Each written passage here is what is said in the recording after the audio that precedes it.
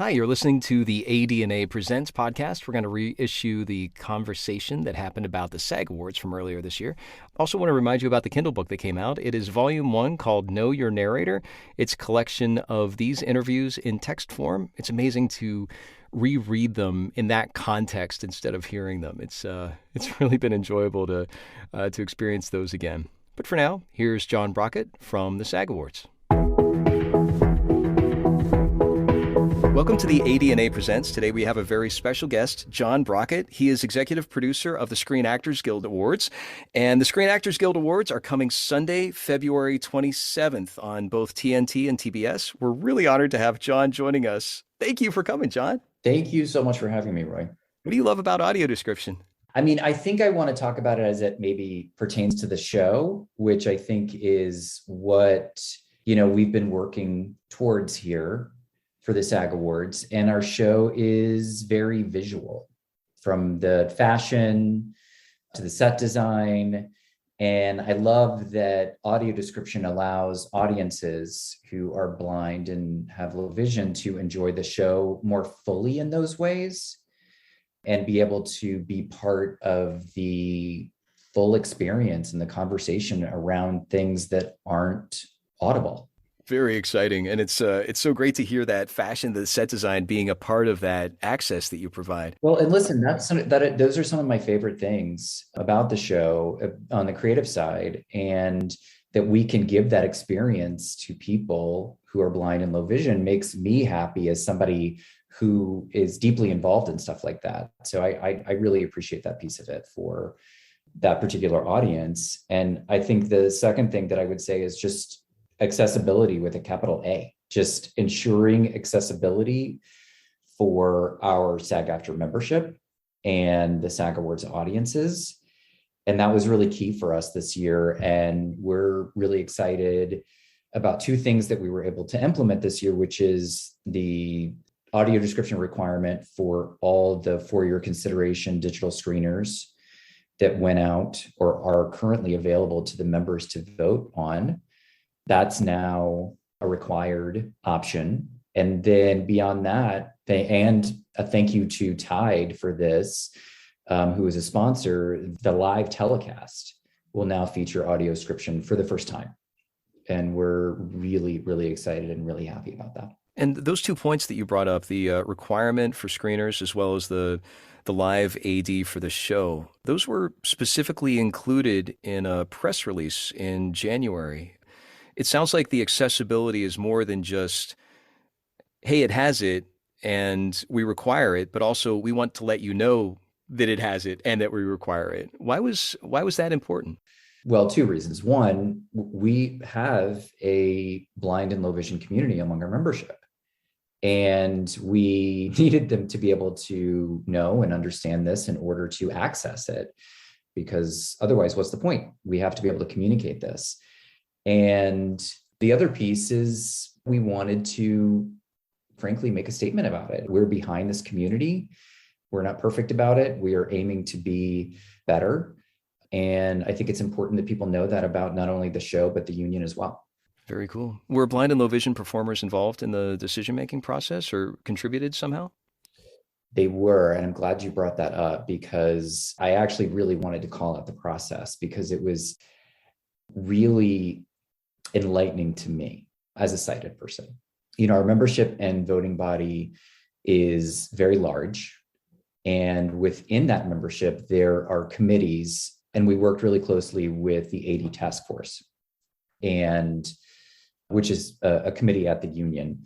Steve was very helpful in the process, along with the rest of the committee members. And we just really appreciated their engagement on this, not only getting their perspectives as someone who is cited for me, but also all the details needed to kind of make this a huge success, which we are hoping it will be. Who's Steve? Steve Gladstone is the vice chair of the Performers with Disabilities Committee. Very cool.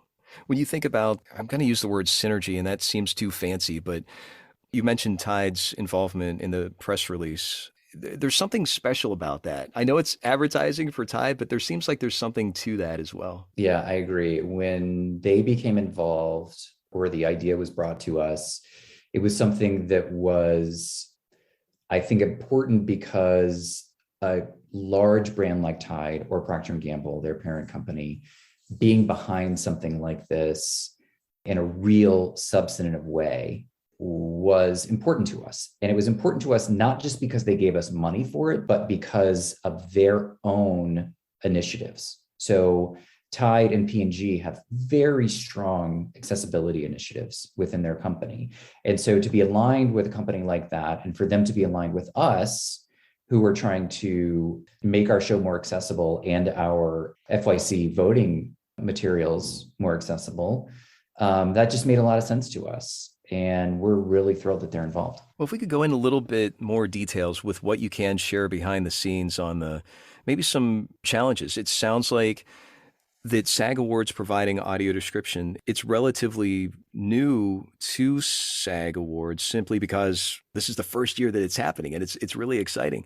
Can you name some challenge that you and your team were really proud of how you overcame, some hurdles that you just obliterated out of the way? I mean, quite honestly, I think the biggest obstacle was implementing the AD requirement for the FYC content. There's a lot of it. And not only is a lot of it, but there's a lot of various different streaming platforms. So there could be 40, 50, 60 titles. And then that could be strung over a dozen different platforms. And so we wanted to make sure from the outset that we worked really closely with the studios and the networks to make sure that on the development side of all of the digital titles that were made available, that this would be ready come January when our final voting period opened. And we started talking about this with them in May, June. So the key was really early, the messaging early and often, and how to kind of make sure that it was digested in a way where they understood not only was this a requirement that they would have to fulfill in January, but that they would have to understand that this development starts months in advance for these platforms because they're all digital. And so it's not just like a flip of a switch. They obviously have to build in this functionality. And I really have to actually give a big hand to our coordinating producer, Jen Coyne-Hurley, and her team, who worked directly with the studios and networks and made this happen. And she was integral to the process, and her team was, and making sure. And part of her job is, and the team's job is vetting all of this. So they had to not only make sure that the studios and networks were following our rules and our guidelines, but also when it came down to it, vetting each and every platform for this functionality, which is a lot of work. Wow. Yeah. And we're thrilled to be able to do it, because if it brings this accessibility to the membership, then it, makes it all worth it. Very cool. Did you find that any of the studios needed some hand-holding? I'm imagining that most of them are familiar, possibly some of the bigger ones, with audio description, either on the streaming services or otherwise. Was it, and again, I don't want to call anybody out. That's not my goal here. My question is, did you find that there had to be some, hey, this is what audio description is? Or was it like, oh, we have it, but we don't know how to do it. Let's figure that out. Did you feel like you had to start at square one, or were you a few rungs up the ladder on that? Definitely did not feel like we had to start at square one. It really felt like we had some buy-in early on from everybody. I think there was challenges that they needed to face in order to put together the time and resources needed for the functionality to eventually exist. I think those were challenges, but the initial buy-in was immediate. People not only understood, but I think in large degree, a lot of studio and networks, particularly streaming platforms, if they have, all newer content is audio described that they're producing. And then a lot of them that have library content are going back and creating audio descriptions for their older content. So HBO Max is going back and creating audio description files for shows like Sex and the City, things that live in their libraries. So they were very familiar with the process and the necessity and the need for accessibility. We just needed to work with them in terms of our own criteria for voting and viewing the for your consideration titles. One of the things that I'm particularly excited about with not only the press release, not only the accessibility on the show, but also this requirement is that there's another opportunity within Screen Actors Guild as far as being a part of this conversation that performers with disabilities, as well as other performers, do this work in audio description. And it seems like there's a possibility there for awareness building as far as the contribution on that. Thinking particularly about how the Television Academy does include audio description credits for audio description narrators to qualify to be able to vote for their awards, and that there seems to be something there because Screen Actors Guild is representing performers, that there's an aspect there. I'm probably not leading to any question, but I just am curious if you had any thoughts on how this will impact performers with disabilities and the awareness of them performing this work as an audio description narrator.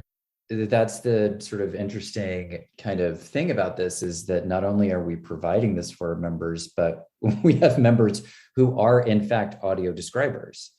And so it's an interesting kind of confluence there where we also represent these members.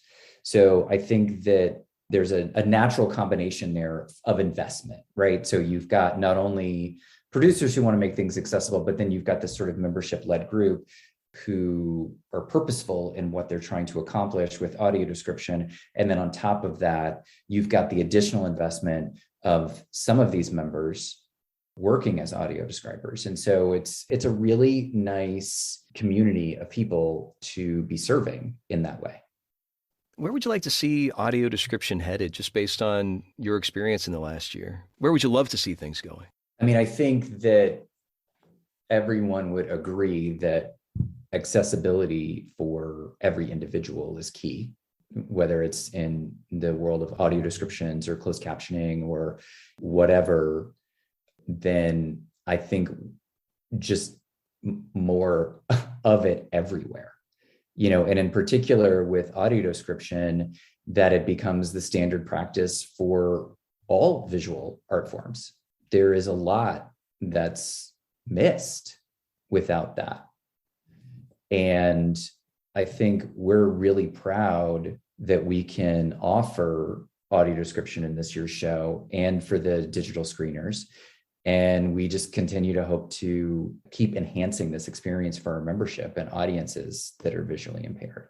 In the conversations that we've had with the Performers with Disability group, your responses and your contributions were filled with a sense of curiosity and openness and understanding that felt so, it was real. It came across, and one of the things that I was so excited to have you on this podcast was because of that first impression, that you understood the challenges and you understood the hurdles in a very realistic and logistical way, but you also understood the need and the opportunity. And to be able to see how SAG Awards could get both of these hurdles accomplished, the two hurdles that we've already talked about, whether it's the live AD for the actual show, as well as the requirement for the nominees, that there was something that was so clear. And I didn't get the sense that you saw this as an obligation as much as an opportunity. In our conversations, it came across very clearly like, yeah, this is something that I'm, if it's not excited about, it's like, here's an opportunity that we can really jump on. Could you talk a little bit about that as far as the opportunity that you see in SAG Awards? And again, I don't want to put any words in your mouth. I just wanted to share that was my experience with you. No, that's so nice. I'm really glad we went in this direction because you said such nice things about me. Okay, here we go. No, that was very nice. And I'm glad that is what you felt, because that is what I felt during the process. I think that, listen, I'll be really candid. Before meeting with the task force, I saw some of the challenges with this as insurmountable. I wasn't aware fully of all of the things needed to make this work, for better or for worse. Because a lot of what I learned going into the process, and Jen and I both learned this, was that, hey, this is actually not that hard.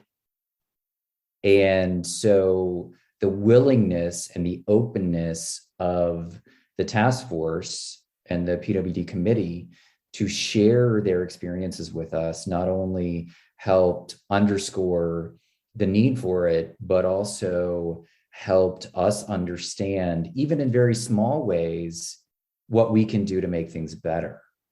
I think ultimately, the thing that I learned was, and I learned this from you and the people that you connected us with, and I learned this from Steve and the way that he was able to speak about things from his perspective and from other members on the committee, that ultimately these things are all doable and in a way that is way more easier than we anticipated.